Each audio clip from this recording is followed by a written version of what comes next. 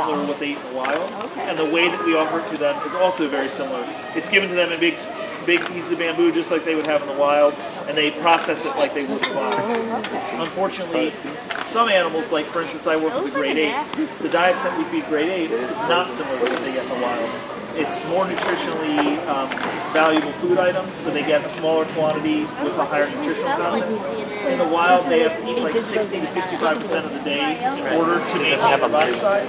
In the sausage, so it's just like 20 to 25%. that's So why what are they doing for the rest of the 40% of the day? So we, at Ape House, a lot of what we do there is exercise.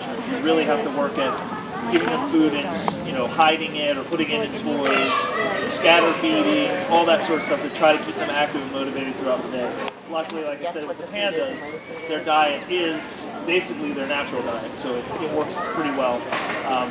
The bamboo has been cut, so we have to constantly be giving them fresh bamboo. It's not just growing in the yard. If it was, they would have destroyed it all. But, you know, it wouldn't take very long. And our horticulture would be in here like maybe 30 to 40 kilos and now, or pounds, and now they're getting 70 to 80. And at his peak, he can be getting offered around 100 pounds of bamboo a day. Luckily, it renews itself. Yes, it's very good at that. So what's the story then in terms of how long they will be here? The wall inside kind of stops at 2010? Say that again? The wall display inside the store that stopped in 2010. Right. And who's on loan and who's Yep. returned? So they were, both these bears came in December of 2000. And they were on a 10-year loan, which ended in December 2010. They are now on a 5-year loan. An additional incremental 5 years. Yes.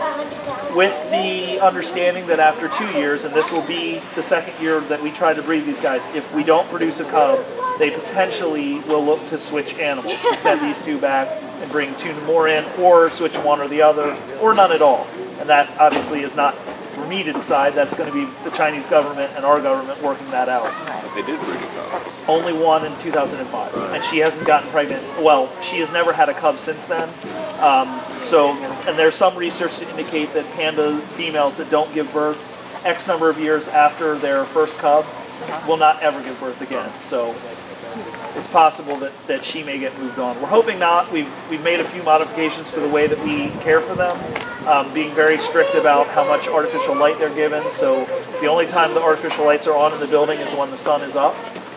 So our building turns on at about 7, and then we shut all the lights off at about 5, which is a little later than sundown, but because the building's open, we can't do it right at 4:30. So in terms of this display, though, I mean, so there's a commitment to keep pandas here, but it may not be used. Exactly. Yep. And I think that, you know, unless, you know, world events change, that we will continue to have pandas here into the future. I think it's beneficial both to us and to the Chinese.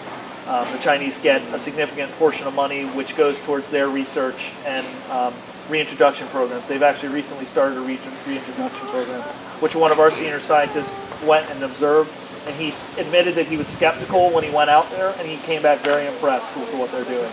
So there's payment from the zoo here for the panda? Yep. The original loan was how much that is? The original loan was $10 million for 10 years. Now it's half that. It's $500,000 a year. So it's whatever that is for 5 years, $2.5 million.